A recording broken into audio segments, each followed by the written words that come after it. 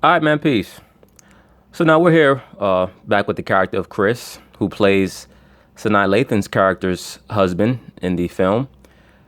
His silly ass is still trying to figure out why she has almost $300,000 in a bank account that he knows nothing about.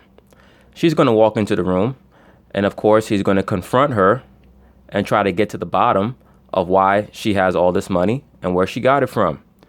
All right, so of course, we're going to see what happens, and I'm going to chime in.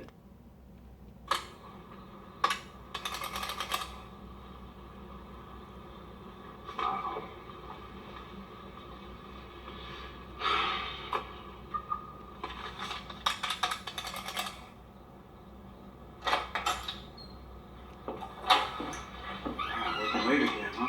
Yeah. Come here. Tired, Chris. Baby, come here. Sit down for a second. Look, every time he says anything, she just says she's tired. She's just desperate to try to avoid any type of contact with the man.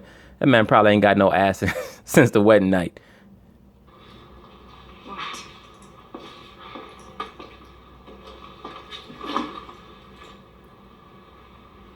What are you doing with this? I was wondering myself, like, how are we affording all of this stuff?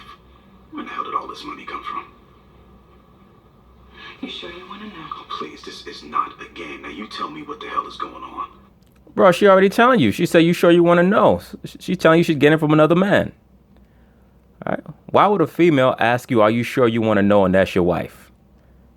She's telling you right there she fucking somebody. You know, a lot of the liberal women, they like to play that game of keeping secrets from, their so-called man. And they try to couch it in the excuse of, I don't know if he's ready to hear that. Bullshit. You're a lying ass bitch and you hiding something from this man. He's supposed to be your husband, right? That means transparency. That means communication. That's another thing, man. If you were a female who's not communicating, you're wasting your time. All right.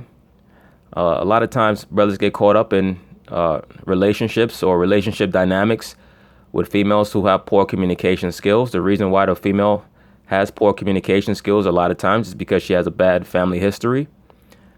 Sometimes women have been molested. It makes them want to keep certain things inside. Sometimes they don't view you as being worthy of divulging certain things. And sometimes they just get off on subterfuge. Either way, no matter what it is, if a woman is not communicating, she's not really wife material. All right, and that's the bottom line.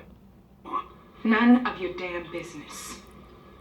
You don't ask me questions about the money I'm making. See that? Once again, when a woman maintains a man, she becomes impudent. And brothers, look, man, that's why I say on this channel, I don't go for all of the gender war bullshit. A lot of people amongst our people, quote unquote, so-called black people, they're infatuated with and addicted to the back and forth between the so-called black man and the so-called black woman. They enjoy it. The woman versus man nonsense. If you're a man, you understand that a woman is not on your level. She's not somebody to be arguing with. If you have the right mindset and you have proper understanding of yourself and what's going on around you, you have a conversation with your woman. You guys discuss things. If she has an issue or a grievance, then you communicate in a functional manner. When a person starts talking about my money and you guys are supposed to be in a partnership, a union, whatever you want to call it these days, that is her way of saying that she has no respect or regard for you. This is why I like to make some of these videos in regards to relationships, because a lot of times the so-called black man is stuck in this convention and he thinks that it's okay because that's all he's ever seen. There's nobody that tells him, no, bro, this is not good. It's not good for your mental health. Once again, this is why so-called black men a lot of times are dropping dead at 55, 56 years old, because they take all this bullshit and they internalize it. And then they try to take it out on the next black man. People talk about the reasons behind black on black crime. It's because the so-called black man tolerates things that he should not tolerate. And a lot of brothers have never had anybody to tell them that, yes, they matter. Yes, what you think and what you feel matters. Yes, your manhood matters. Yes, a woman should defer to you as a man. But you have to establish that by, establishing your own manhood. having your own, doing for yourself, being self-validated. These are things that you have to be. This character here is learning on the fly, but it's part of his process of development. I can be the nicest guy in the world. But if you keep pissing me off, then we are going to have a problem up in here. I get bonuses at work. Yeah, you getting boned, all right. It's just no us in there. It's a bone. It's not a bonus. It's a bone. I get bonuses at work. Bonuses? Yes. This is my money. This is my money, Chris. And I don't tell you everything because you're always talking about some get-rich-quick scheme. No, you don't tell him anything because you have no regard for him as a person, as a human being, or as your husband. These are things that he should have scrutinized before he married your crazy ass. All right. Once again, this is why I always say I blame you brothers. I don't blame the female. The female is a child. Okay. It's a child walking around, just a grown child with titties. That's what they are. You always find something to invest in or buy or screw up. Just trying to make a better life for our family. That's all. And brothers also, see, this is why I tell you, when you have a vision for yourself, you have to be working on that before you establish your relationship. See, he has a dream of being a contractor, of getting into construction. These are things that he should have perfected and got going before the marriage. This is things that he should have perfected before the relationship. Let me specify, not the marriage, the relationship. Because once you get caught up in a relationship, now all of your energy is going towards that person as opposed to that vision that you have. Then you end up in this situation. Your wife having 6 figures in the bank from gargling sperm. Family. By blowing all my money. Chris, you will never be William Cartwright. Damn. And let me rewind this back, because this is a good scene. He's smart. To invest in or buy or screw up. Just trying to make a better life for our family. That's all. Family. By blowing all my money. Chris, you will never be William Cartwright. He's smart. He can carry on a conversation with the business world without stuttering. He's charming. He went to Harvard. Get over it. You will never be him or in business for yourself. Now put my mail back in the envelope and put it back in the drawer where you found it. You see that shit? I thought she was going to say, now go back in your room and sit in the corner till I call you out. Because she just straight sunned that man. But this goes on with certain brothers, man. This goes on. This is why when the woman is not around, they just lose their mind. And I reflect back to the video that I did on the Insecure series with the character of Lawrence. He allowed the character of Issa to become a mother figure to him as opposed to establishing, the authority in a relationship. Right? At the very least, his independence, his understanding to himself and to her that if there does come a disconnect, that he can move on seamlessly. And this is how you have to view relationships, man. You're with somebody, they're constantly being appraised and evaluated based on their conduct. Their status rises as their consistency is established. It's just like credit, right? Your credit report goes up as the banks see that you are fiscally responsible. The same thing in relationships. This guy did not establish her relationship credit. All right. Now he's bugging out because she's defaulting on her loan. He's fucked up in a big way. But it's a very good scene to illustrate situations that brothers should not be trying to get into. Do not establish a serious relationship with a female until you are where you're trying to be. All right. Once again, that's why the Lord got all these hoes out here. All right. You have to work on yourself, get your shit correct, and be on your P's and Q's. And for goodness sakes, when you have a child with these women, make sure that you get a mandatory paternity test. I don't care how much y'all talk about how y'all love each other. You establish to the woman right off the bat. Look, it's nothing personal. I love you. But if you're pregnant and you have that child, we're going to have a paternity test. I'm not saying that you're a hoe, but I don't know. You might have fell and, fell on some dick. I don't know. I have no idea. I have to make sure that this child is mine.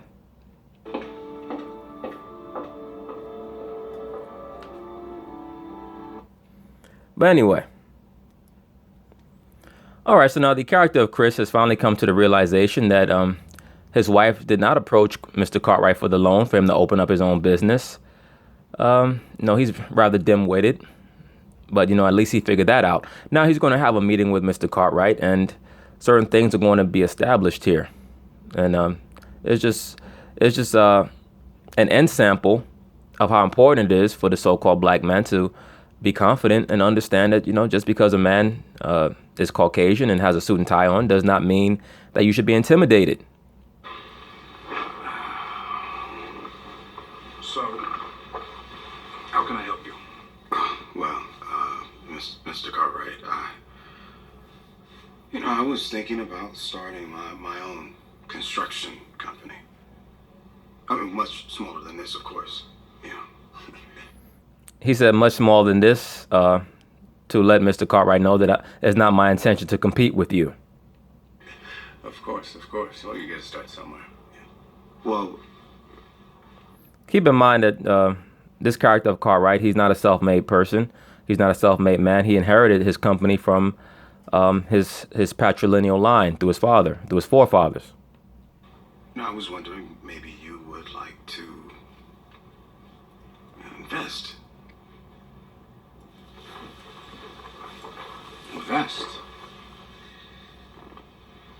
Invest, yeah. Okay, well, do you have any other investors? Well, none. You are the first person I work very closely with your wife. Yeah, real close, like up close between her damn legs. Look, you see the character of Chris is becoming intimidated. If he really believes in himself and in his vision, then he should be able to look the man in his eye, state what he wants, and receive either the yes or the no. Like I established in the first video that I did on this film, the only reason why he even has a job working in construction is because Mr. Cartwright wanted to create a pretext to establish to the character of Andrea, Sanaa Lathan's character, that he is the provider. All right, he can provide for both her and her husband. So this was to give her incentive to become his side chick. All right, that's the only reason why he assisted Chris to get the job that he has. And it's really reflective of this society at large. When they talk about quota-based hiring for the so-called black man, it's just really to bring you in on a low-level position. But you'll see in almost every corporation, the so-called black man cannot break through into the boardroom, because that actually denotes power and prestige and the ability to be the manipulator and not just a hired hand. And I'll get back to you through her. How about that? Yeah. He said, I'll get back to you through her, meaning Andrea. Like I told you, brothers, they set the so-called black woman up to be the intermediary between the so-called black community and the Caucasian elite. Tyler Perry did a very, very good job in the construction of this film. By far his best movie, in my view. I don't pay much attention to his other films. Most of them are trash. But this one, I remember, was referred to me by other brothers. I saw it years ago, and I said, okay, yeah, this he did his thing with this. Yeah, okay.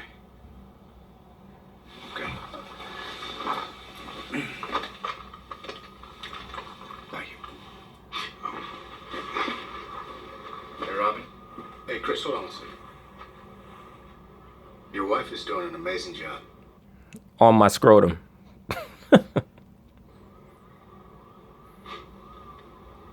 Thank you. This silly nigga thanking the man for getting his rod sucked by his wife. Ain't this a bitch? I tell you, man, Chris. Oh, man. All right, so now they're at a company party. This is a very important scene because it's going to reveal a lot of the things that I've been talking about in regards to the dynamics of the corporate America world and males and females and how they interact in the corporate America world. Right now, you see the character of William Cartwright. He's there with his wife. He's going to be approached by two different black couples, and they're both going to provide some insight into what goes on in corporate America. So now, as you can see on the left, or what you will see is that Robin Givens and her husband will approach on the left-hand side. Let's see what happens. Hello, William. This wife? Yes, yes. Abby Dexter. Hi, Jillian Cartwright. Nice to meet you. This is my husband. Yeah, that's the first and last time this broad has been with a black man, probably since Mike Tyson. You know this is a movie. Hi, Richard. Richard, nice to meet you. Pleasure. Nice to meet you. Well, there's a lot of excitement here, huh? Yeah. Enjoy your evening. William trying to get the hell up out of there. He said, look, this broad ain't giving me no ass. I ain't talking to her for much longer. Andrea. Hello, Miss Cartwright. You see how uneasy the character of Andrea becomes whenever she sees this man's wife? You know why? Because once again, Sanaa Lathan's character represents the modern day liberal black female. The liberal black woman wants to replace the Caucasian female as the consort of the Caucasian man. All right? That's really what they want. And if they can't get that, they'll settle for the whitenizing of the so-called black man. All right? What you call liberal black males. Okay? This is why you have people like Jemele Hill and other liberal black females who go on and on about race. They're frustrated. They know that they can never replace the Caucasian female as the consort of the Caucasian, as the consort of the Caucasian male. So they go on and on and on about race to number one, get attention, and number two, try to influence the so-called black man into trying to be like the so-called white man, trying to replicate his energy. All right, this is why liberal black females loved Barack Obama so much, or acted like they do. And that's another thing. Not to digress, just to show you how phony and hypocritical the liberal black female was. If you guys remember, when Obama was running for the presidency back in 2007, initially the liberal black female was not supporting Barack Obama. They were supporting Hillary Clinton. Remember that? They didn't know or care who the hell Barack Obama was. They were supporting Hillary Clinton. When Hillary Clinton lost in the primaries, then all of a sudden they switched over to Barack Obama. Why is that? Because like I tell you, brothers, their number one alter ego is feminism. And then after that comes globalism. And then lastly is racialism. They support their race last. Okay? The most important movements for the liberal modern black female is first feminism, then globalism, meaning the support of homosexuals, lesbians, transgenders. Why is that? Because it represents all those movements all those movements represent the denigration of male heterosexuality, okay, which is the essential power structure of society. Right? All those movements are sisters are in the struggle to tear down the male heterosexual rulership. That is why the so-called racialist angle comes last. Right? You say, oh, okay, yeah, I'll stand with these niggas if I have to. If I'm not getting any attention, or if I feel like I have no chance of getting a non-black man, then I'll pull the race angle. Right? But once again, just getting back to the film, pay very close attention to Sanaa Lathan. And before I go back, like I said, the liberal black female was not in support of Barack Obama. Initially, she was in support of Hillary Clinton. Please remember that. That's a lovely necklace. That is lovely as yours. See, the wife knows that Sanaa Lathan is banging her husband. That's why she commented on her necklace, because she knows that she should not be able to afford that necklace on her salary. Now, Chris, stupid ass, he's looking at the necklace like, yeah, baby, how the hell you buy that? This is how dim-witted he is. He done sat down on the couch and had her tell him about how great Mr. Cartwright is. And he's, number one, he's still trying to be the supportive husband. He doesn't understand that she's telling him right off the bat that she's fucking him. All right? But he wants the marriage to work, and he wants the convention of their union to work so bad. But, he also now is and the Caucasian woman is trying to tip Chris off as to what's going on. Excuse me, honey. The mayor's here. Excuse me. Mr. Cartwright said, let me get the hell up out of here. Because if I am getting no ass from either one of these bros, I got to go. William Cartwright, he all about getting some ass. If he's not getting ass within 10 seconds, he's leaving.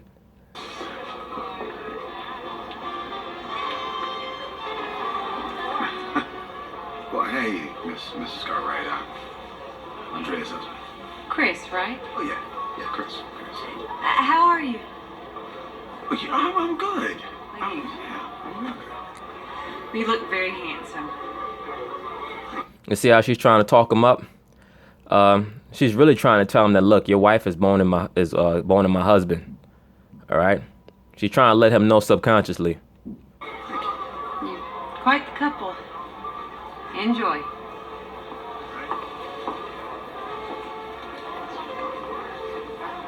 Wow, baby, this place is really nice.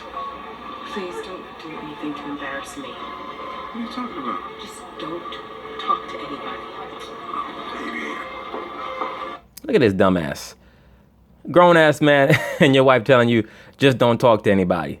She looks at him as, once again, brothers, as a little boy. Okay? These are themes that you see over and over again in these films or TV shows. Why is that? Because they tell you that art imitates life. Right?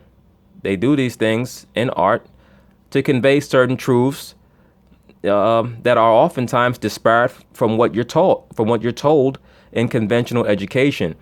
What are little boys and young men told in conventional education? That women are the same as men and that we're all equal and this and that. But in the movies, they'll show you that the woman is essentially unstable, mentally fragile, and guided purely by her emotions. And because Chris doesn't understand this, he's victimizing himself and allowing himself to be victimized by his so-called wife. All right, so now this scene is very, very pivotal that's coming up because it's going to convey what I've been saying for the longest time. Where the liberal black female's true allegiances and alliances are. Let's see what happens here. Your husband has been talking to Bex about starting his own company. And a few people have told me that he's tried to contact some of our competition for help. Well, he can be persistent. Yeah, well, I don't like it. It's not good for business. So I'm gonna fire him.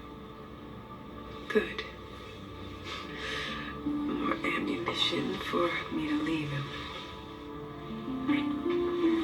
You see what she said?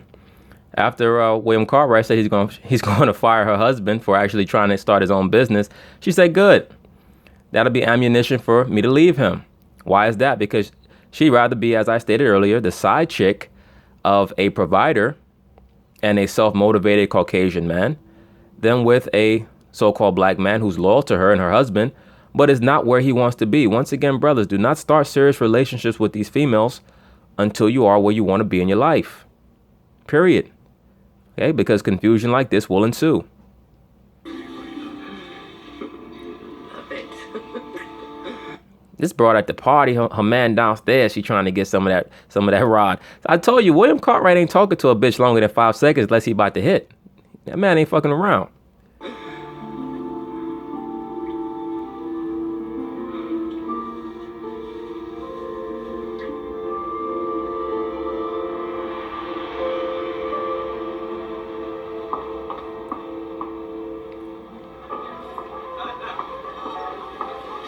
Excuse me, Mrs. Cartwright. Have you seen my wife? Yeah, she's seen your wife. So your wife about to be face down, ass up, right upstairs. Go check it out. She's with my husband.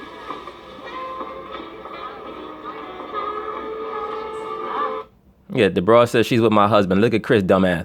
What you mean? She working overtime? Dumbass. All right, so now this is going to be a pivotal scene in the film. Robin Givens' character is going to confront Sanaa Lathan's character about her affair. And also a lot of the skimming off of the books that Andrea has been doing, the siphoning of company funds, and, some of the reasoning behind it. Let's just check it out and see what happens. Andrea, do you think I can see you for a moment, please? Sure.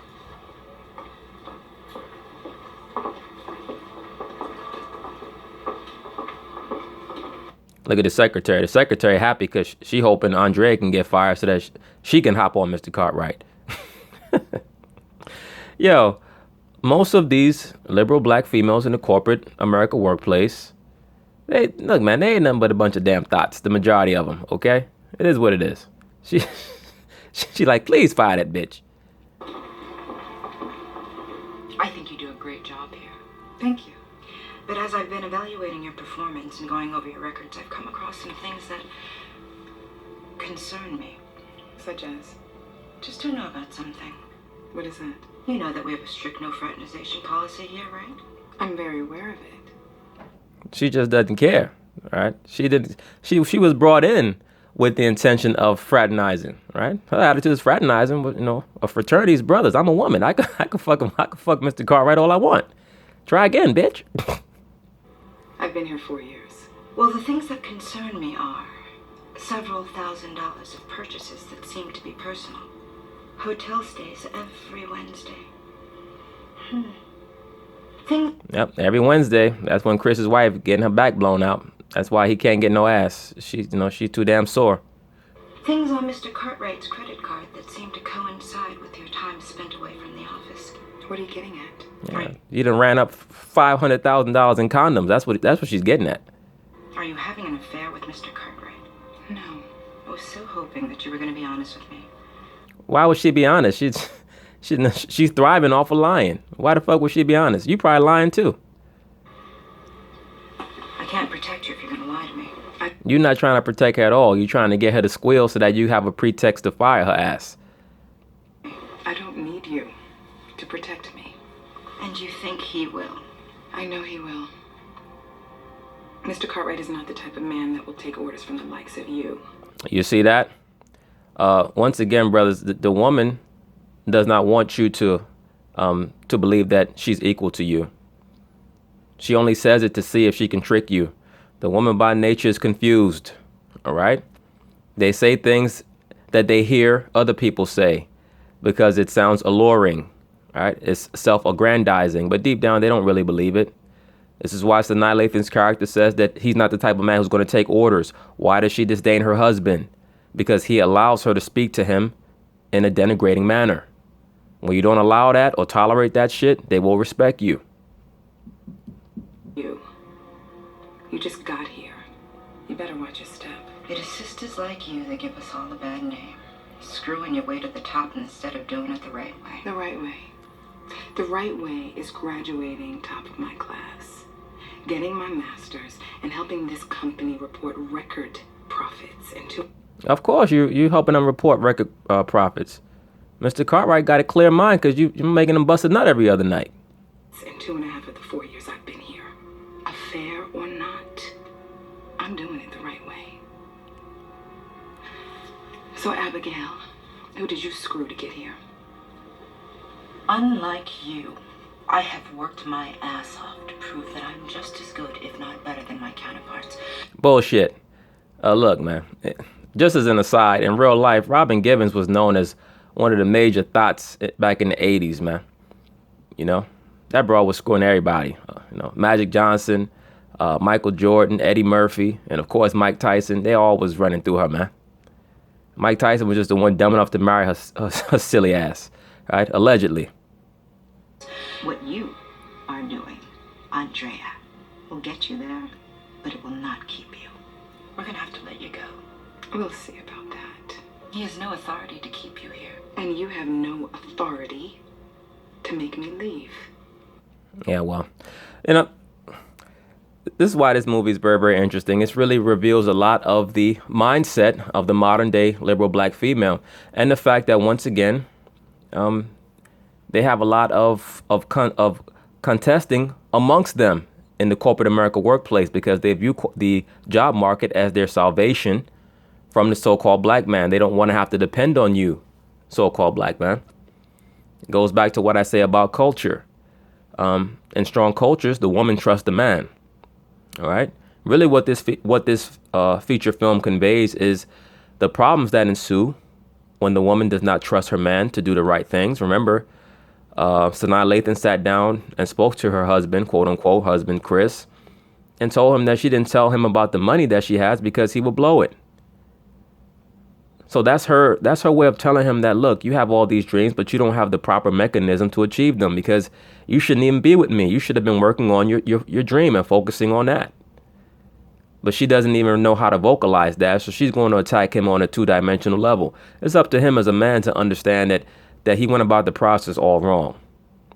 And this is why I constantly keep reiterating these things to brothers so that they can, you know, not make these mistakes that you see these characters make in films, or that older brothers have made, that people have experienced, that I've seen, that I've lived through. Things like that, man. These are things that you have to consider so that you can actionize proper reasoning. But anyway, we'll continue on in the next video.